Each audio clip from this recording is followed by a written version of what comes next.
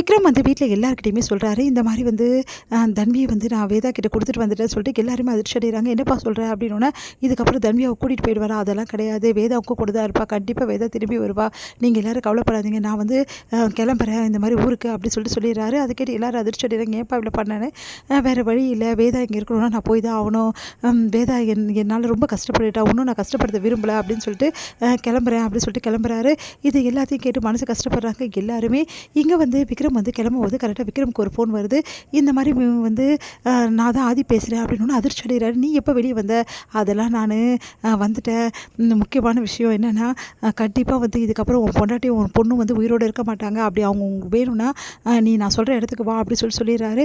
உடனே வந்து விக்ரம் அந்த இடத்துக்கு போகிறாரு. கரெக்டாக வந்து பின்னாடி இருந்து மறைஞ்சிருந்து வந்து என்ன பண்ணுறாரு, ஆதி வந்து அவர் அடிச்சிடுறாரு.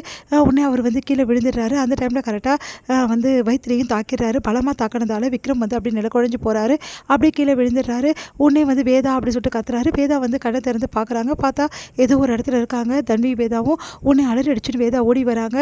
அடுத்து வந்து ஆம்புலன்ஸில் ஏற்றி வந்து வேதா வந்து கூட்டிகிட்டு போயிட்டுருக்காங்க. அப்போ வந்து விக்ரம் சொல்கிறாரு, இதுக்கப்புறம் நான் வந்து பிழைக்க மாட்டேன், எனக்கு நல்லா தெரிஞ்சு போச்சு வேதா, என் உயிர் போகிறதுக்கு முன்னாடி ஒரே ஒரு விஷயம் மட்டும் நான் உங்ககிட்ட சொல்லிடுறேன், I love you Veda, I love you so much Veda, என் மனசு ஃபுல்லாக நீ தான் இருக்க அப்படின்னு சொல்கிறாரு. அப்படியே மயக்கம் அடைகிறாரு. அதிர்ச்சி அடைகிறாங்க வேதா. அப்படியே பயங்கரமாக அழகிறாங்க. தன்வியும் அழகிறாங்க. இங்கே ஹாஸ்பிட்டலில் ஐசியூவில் வந்து அட்மிட் பண்ணியிருக்காங்க. நம்ம வந்து விக்ரம எல்லாருமே கதறி கதறி வெளியே நின்றுட்டு அழுதுட்ருக்காங்க. இந்த மாதிரி இந்த விஷயத்த பண்ண ஆதி தான் அப்படின்னு சொல்லிட்டு அதிர்ச்சி அடைகிறாங்க எல்லாருமே. அப்படியா அப்படின்னு சொல்லிட்டு உடனே போலீஸ்க்கு இன்ஃபார்ம் பண்ணுறாங்க. போலீஸும் வந்து ஆதியை பிடிச்சிடுறாங்க. ஆதியை பிடிச்சிட்டு போய் எடுத்துகிட்டு போயிட்டு போட்டுடுறாங்க.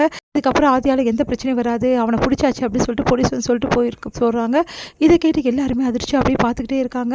விக்ரமை போய் வேதா பார்க்குறாங்க. பார்த்தா விக்ரம் வந்து ஒன்றும் நினைவு திரும்பலை.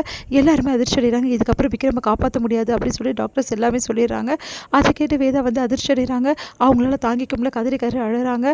நான் ரொம்ப பெரிய தப்பு பண்ணிட்டேன், விக்ரம் பாவம் என்கிட்ட அவ்வளோ கெஞ்சினாரு, ஆனால் நான் கொஞ்சம் கூட மனசு இறங்கியே வரல, இன்றைக்கி வந்து விக்ரம் வந்து என்னை விட்டு போயிடுவார், எனக்கு பயமாக இருக்குது அப்படின்னு சொல்லிட்டு பயங்கரமாக அழகிறாங்க. எல்லாருமே வந்து அழுதுட்ருக்காங்க. விக்ரம் போகக்கூடாது, தன்விக்கு அப்பா வேணும், என் புருஷன் எனக்கு வேணும் அப்படின்னு சொல்லிட்டு வேதா வந்து சொல்கிறாங்க. உடனே வேதா என்ன பண்ணுறாங்க, நான் அந்த அம்மன் சாமிக்கிட்டே போகிறேன்னு சொல்லிட்டு அம்மன் கிட்டே போயிட்டு வேண்டுறாங்க.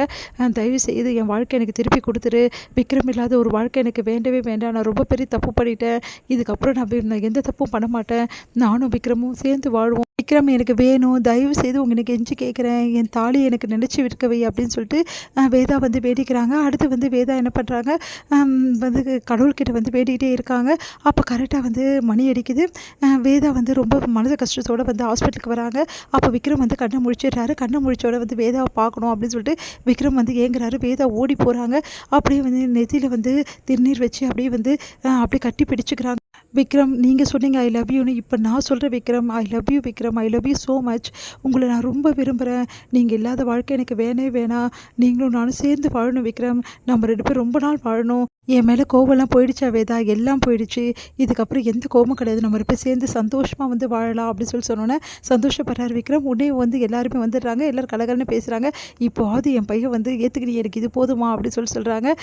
சரிடா, அதுக்கப்புறம் என்ன பிளானு அப்படின்னோடனே உடனே வசத்துக்கிட்ட சொல்கிறாங்க, வேறு என்ன பிளானு, நிறைய குழந்தை குட்டிங்களை பெற்றுக்கணும், அதுதான் பிளானு அப்படின்னோடனே அப்படியே எல்லோரும் பார்க்குறாங்க. விக்ரம் அப்படின்றாங்க, இதுக்கப்புறம் என்ன வேலை, அதுதான்டா, கொஞ்ச நாள் நீயே ஆஃபீஸை பார்த்துக்கடா, நான் வந்து மொல்லி வேதாவோட ஹஸ்பண்டாக மட்டும் தான் கொஞ்ச நாளைக்கு இருக்க போகிறேன் அப்படின்னோடனே வேதா வந்து போங்க விக்ரம் அப்படின்றாங்க. எல்லாருமே சிரிக்கிறாங்க சந்தோஷமாக. தன்வி வந்து அப்பா நானும் நீ இல்லாமையா செல்லும் அப்படி சொல்லிட்டு கட்டிக்கிறாங்க. 2 பேருமே இது முடியுது.